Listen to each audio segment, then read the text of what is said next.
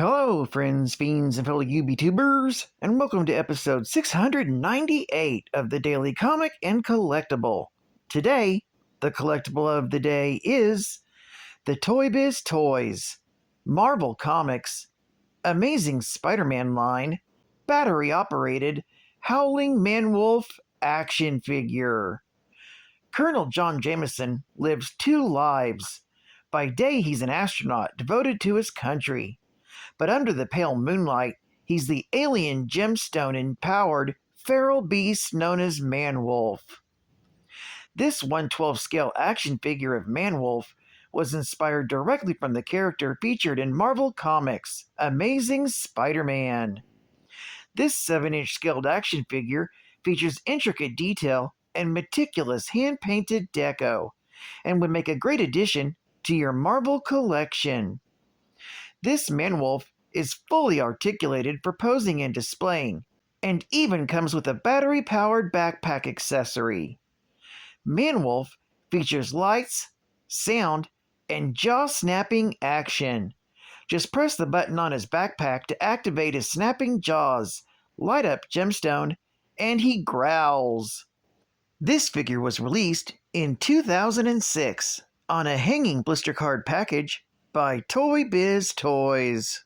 Now, the comic of the day is from my most recent mystery pack opening, Peter Parker, the Spectacular Spider-Man, Annual, Volume 1, Issue Number 3, with a cover date of September 1981, with story by David Kraft, art by Jim Sherman and Alan Weiss, and cover art by Alan Weiss and Joe Rubinstein. This story is titled Dark Side of the Moon. The story opens with Man-Wolf on the loose, and he's going ballistic in the park. He attacks a pedestrian, hurls a tree, and tosses a car. Lance Bannon is watching on and taking pictures for the Daily Bugle. Meanwhile, nearby, at ESU, Peter Parker is helping Curt Connors with an experiment to try and help cure cancer. But suddenly, his spider sense goes off, and he tells Professor Connors that he has to go. As Spider-Man, he swings into action and is completely surprised to see Man-Wolf, as he thought that he was dead. Man-Wolf climbs a building and hurls a huge chunk of concrete down towards the watching crowd below. However, Spider-Man snags it with his webbing, but loses track of Man-Wolf. Man-Wolf ends up converting back to his human form as John Jameson, and finds his old girlfriend, Christine Saunders. She also thought John was dead, and is so shocked to see him that she faints. Meanwhile, at the Daily Bugle, Jonah throws Bannon out of his office when he brings in pictures of the Man-Wolf. J. Jonah Jameson has resigned himself to the fact that his son is dead, and can't bring himself to believe that the photos are real. At that same time, Spider-Man is going for a swing, and his spider sense draws him to Christine's apartment, where he finds John.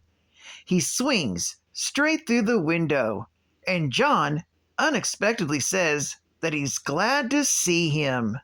However, before they can talk, J. Jonah Jameson shows up at Christine's apartment and finds his son, alive and well.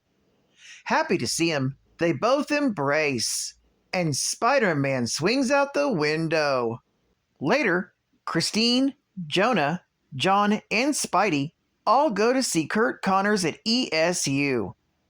Connors explains how his cancer experiment works, and suggests that it could be used to cure John.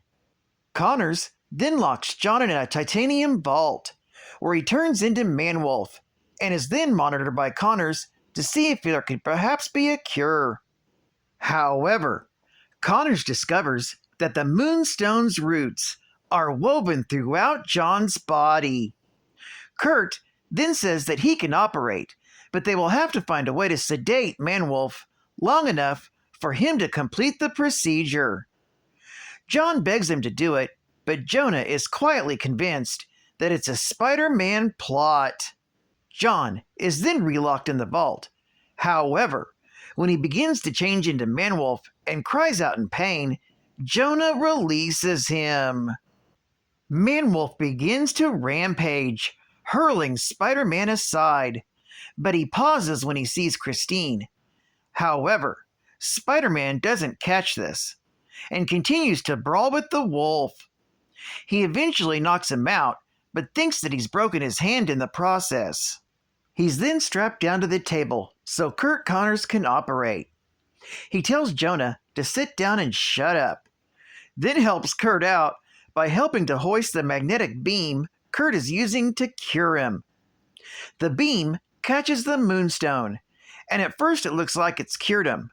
However, all of a sudden, John reverts back into Manwolf and is off on another rampage until Jonah grabs him and tells him that he has to snap out of it.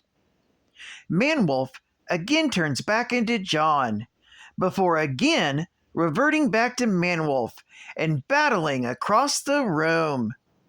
However, he then faints, and Curt Connors tells Spidey that the effects of the magnetism were delayed, but that John is now cured of being the Manwolf.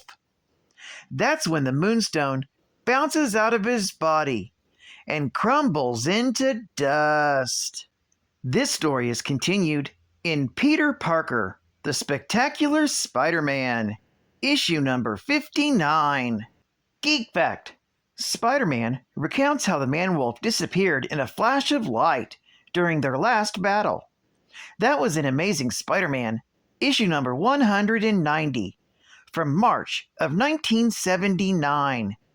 The Manwolf was transported to the Microverse, as seen in Savage She-Hulk, issue number 13, and issue number 14, from February and March of 1981. This story also references the Manwolf's adventures in the Other Realm. That happened in Marvel Premiere, issue number 45, and issue number 46, from December of 1978 and February of 1979, respectfully. Bonus Geek Fact: Aunt May's photo album. This issue features pictures of May Parker in her prime, her wedding photo with Ben Parker, early childhood photos of Peter Parker, and pictures of Peter's various girlfriends and friends, and special moments like the marriage of Ned Leeds and Betty Brant. The early photos in Aunt May's photo album are in black and white and depict everyone in 1930s era clothing. Not only is Aunt May's life depicted here, but various events in Peter's life are documented as well, including his graduation from high school, which happened in Amazing Spider-Man, issue number 28, from September of 1965, then Peter falling in love with Gwen Stacy. The two started seriously dating circa Amazing Spider-Man, issue number 59, from April of 1968. Peter moving out on his own, either when he moved out with Harry Osborn in ASM issue number 46, from March of 1967, or when he moved into his first apartment in Chelsea in ASM issue number 139, from December of 1974. It also depicts the marriage of Betty Brant and Ned Leeds, as seen in Amazing Spider-Man, issue number 156, from May of 1976. Plus, Aunt May protesting for the Grey Panthers. And then there was her subsequent heart attack. And that happened in ASM, issue number 176, from January of 1978. And lastly, her engagement to Nathan Lubinsky, which was first identified in Peter Parker, The Spectacular Spider-Man, issue number 49, from December of 1980. Marvel Hostess Heroes. The thing in A lesson to be learned. To be streetwise, you gotta stop bullying around. Besides, it ain't good for your image. You can be a good guy and tough at the same time. Stop! That man! He's got my wallet! Watch these Hostess cupcakes. Stop that thief in his tracks. Well, what a catch! This is the best loot I've scored all day! Here, guys, take care of these Hostess cupcakes while I teach this crook a lesson. Hey, Klepto, looks like you've made the rounds today. Chocolatey Devil's Food Cake, cream filling, yum! And fudgy icing! I'd say this has been a lesson in good taste. You get a big delight in every bite of Hostess cupcakes. And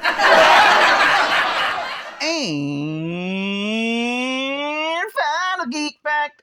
Colonel John Jameson III was the son of Joan Jameson and J. Jonah Jameson, once the publisher of the famous newspaper, The Daily Bugle. After he became one of the youngest applicants to ever be accepted into NASA's astronaut program, John went on a mission to orbit Earth. Unfortunately, the capsule he was piloting lost the guidance packet, causing it to spin out of control. And Peter Parker, who was watching the flight in a civilian identity, realized what was happening and put on his Spider-Man costume and jumped to John's rescue. He installed a replacement unit, and John was able to land the craft safely. Despite the daring rescue, John's father had his newspaper discredit Spider-Man by accusing him of staging the whole thing to steal the spotlight. John Jameson was then sent on a secret mission to the moon. While collecting lunar rock samples, he encountered a glittering red gemstone and decided to bring it along. Back on Earth, he talked with a colleague who worked in the quarantine center and arranged to acquire the unique gemstone. He made it onto a pendant and began wearing it around his neck.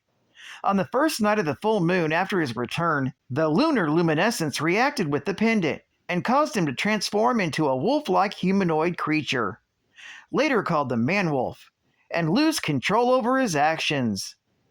After regaining his senses, John realized he could not remove the pendant since it had somehow grafted itself to his skin. So for the next few months, John would transform into the Man-Wolf during the 3 nights of the full moon. However, soon the Man-Wolf attacked his own fiancée, Christine Saunders, and grappled with Spider-Man. The costumed crime fighter tore the pendant from Man-Wolf's throat and accidentally hurt his throat, unaware it had attached itself. As Man-Wolf reverted to his human form, Spider-Man threw the pendant into the Hudson River. With time, John made a full recovery, but was once again afflicted by the curse of the Man-Wolf, when Michael Morbius recovered the gemstone and exposed Jameson to it. Morbius was hoping to use him as a pawn in a scheme to cure himself of his vampiric affliction, but he was defeated by Spider-Man, although Morbius and the Man-Wolf both managed to escape. Well, I'd like to thank you for joining me for another Daily Comic and Collectible, and I hope to see you again Tuesday For episode 699. This is Cat Fan Comics Man, and I'll catch you on the flip, baby. Over and out.